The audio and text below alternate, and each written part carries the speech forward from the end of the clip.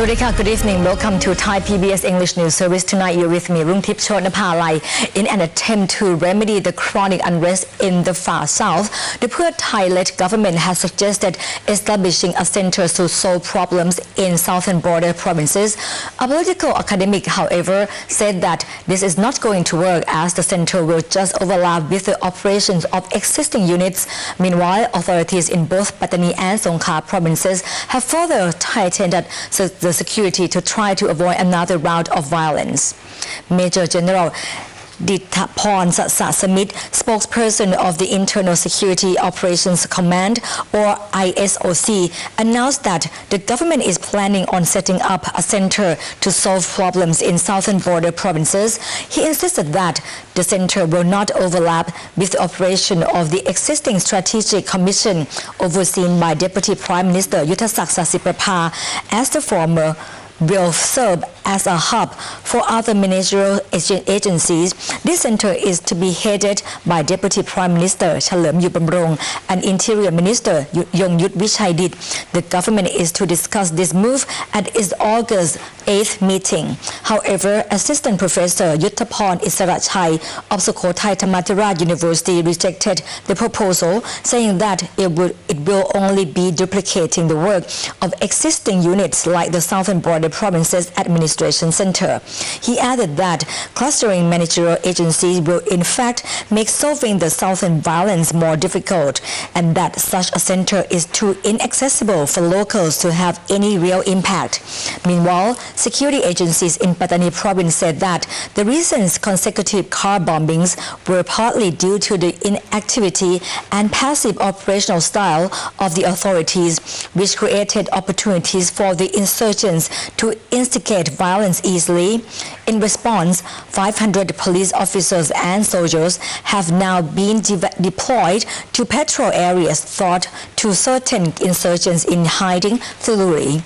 Authorities have also been heightening security in Songkhla province, which was shaken by a car bomb placed in the underground parking area of Lee Gardens Plaza hotels in Hat Yai last March.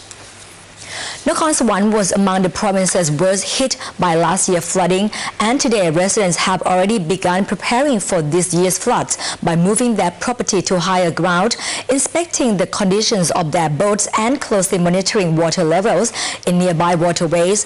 Local government agencies are also expediting their flood protection plan. Authorities in Chumsang district of Nakorn Sawan province are brushing the dust off and checking the condition of electric water pumps which were used during last year's deluge to ensure their readiness for protecting the area from another round of flooding. Located near two major rivers, Yom and Nan, which flow from Phichit province, Chumsang district is flooded every year. Needless to say, last year's major inundation covered every inch of the district. The local government in Chumsang district has been constructing barricades near the two rivers and preparing manpower and equipment to combat the floods. Despite the district preparations, local residents are still not confident, especially those who live right next to the Yom and Nan rivers. They have also begun protecting themselves against the floods by monitoring the water levels themselves, moving their property to higher ground, and inspecting the condition of their boats. Critics continue to attack the Pheu Thai-led government's rice pledging scheme for destroying the Thai rice export market by making Thai grain artificially expensive and thus uncompetitive on the world market, despite warning signs provided by both local and international forecasts that Thailand will end its reign as the world's largest rice exporter. State officials refuse to admit and remain optimistic about ending the year on the top spot. Thailand has been the world's largest rice exporter for the past 3 decades, but all of this is likely to change. Forecasts predict that this year, Thailand will trail behind India and Vietnam. Losing the top spot, however, is not that worrisome. According to a leading Thai economist, as the opening up of Myanmar's rice export sector will eventually surpass Thailand's anyway, thanks to its more fertile land and lower costs of production. More worryingly is the decline in revenue and quantity of exported rice.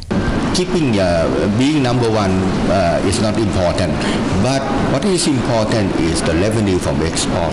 If you look at the number between October last year to July this year. The government, October is the starting point of the mortgage program. What we see is that both revenue from rice export and quantity of rice export were already much lower than the previous year. Since the introduction of the rice pledging scheme, Thailand has witnessed a severe drop in exports.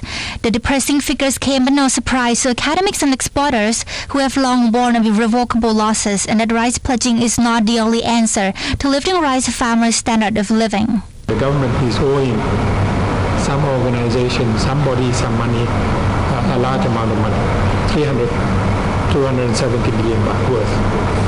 Okay, of course it has a lot of rice to show for it, but that rice will certainly not fetch 270 billion baht. But there is many ways to help, not only the pledging scheme. Or you can combine the scheme together, it's like, this like pledging scheme, but not at a very high price, at the, market price, or slightly above market price is okay. And if, the government willing to give more to the farmers, they can like using their income support in combination. For example, the pledging scheme could be at 11,000, and the rest, another 4,000, maybe, give directly to the farmers. Despite extreme heavy criticism, the Commerce Ministry is adamant that Thailand will remain the world's largest exporter of rice, partly by selling the commodity through government-to-government or G2G contracts. Yet Nippon of TDRI says that this will not work and suggests a more transparent alternative. The best strategy, the best method of selling rice from the stock is through the futures market, the Thai agricultural, Thai commodity futures market, because in that market, the market is quite competitive. Therefore, the government will be able to get the best price that the market allows. Regardless of what critics say about the pledging program, the government is not looking back, as it recently announced another round of pledging of the main crop to begin this October at the same pledging prices. But Amar of TDRI warned that the government has created a vicious cycle and is finding it difficult to get out of it. Tawanchai Nakbalang, Thai PBS. Thank you, Kun Tawanchai. Prime Minister Yingluck Shinawatra has ordered the transfer of the first tranche of 20 million baht to the Thai Women Empowerment Fund, or TWEF. The fund is a part of the government's new policy aimed at empowering women in society by giving women equal status to men, enhancing their ability to use their knowledge and skills to support themselves and develop their quality of life. The government has set aside 7.7 billion baht for the TWEF scheme and will allocate more money to provincial funds, which will eventually receive up to 100 million baht each. Prime Minister Yingluck said that the amount of money for each province will vary depending on the population. Well, we know that the government has just announced and released the project, the new one, to empower women. So what do you think of this project? Actually, I think that empowerment of women is important. But for the project, I'm not quite sure how it's different from other previous projects. In the project, have you noticed anything that you think that it should be done, something else that should be done in terms of strengthen this project? Yes, to me, I think that the government may need a parallel process. One maybe the one organize or set the strategies from the central area, from the central government to cope with those important social issues. And also in parallel, they may need some space for local area to design their own project to cope with the problem at the local level. But from this aspect, from this model that the government said, it's not quite sure, because it's just something, I think, a draft, a draft, and they may adjust bit by bit. So it may need some time for us to see how they're going to develop this project in the future. Women play a crucial role in reducing social problems in society. It is important that both government and the people both participate in enhancing the status of women if the implementation of this new policy is to be effective. Today, Buddhists across the nation celebrate Asanha Busha, which is the day before the start of the Buddhist Lent. During these two Buddhist holidays, the sale of alcohol is strictly prohibited as it is against the fifth precept in Buddhism. During these two important days in Buddhist calendar, Asanha Busha Day and the start of Buddhist Lent, buying and selling alcohol is strictly prohibited as it is against one of the five precepts in Buddhism and may lead to the drunk driving and criminal behavior. The Minister Public of the Public Health, Vithaya Buranasiri, said that he has ordered governors and police nationwide to closely monitor their areas. Those who violate the alcohol ban will be sentenced to up to 6 months in prison or have to pay 10,000 baht penalty or both. Meanwhile, Buddhists across Thailand have begun to celebrate the beginning of Buddhist Lent. Decorations and candle processions have taken place in various temples and communities. In Ubon Ratchathani, residents accepted candles for Buddhist Lent and wrote for the rainy season, graciously given by His Majesty the King. The candles will be used during the candle processions on Friday morning.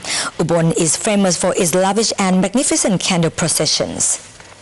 World Bank has resumed the lending of $85 million to support Myanmar's reform process and reopened its office in Yangon on yesterday. This loan is the first from the World Bank to Myanmar since it stopped approving loans to the country in 1987.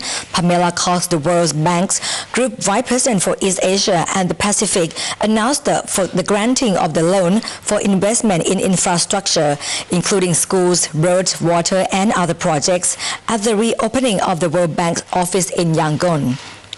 She added that the World Bank grant will benefit the people in urban and rural communities as well as in the border conflict areas.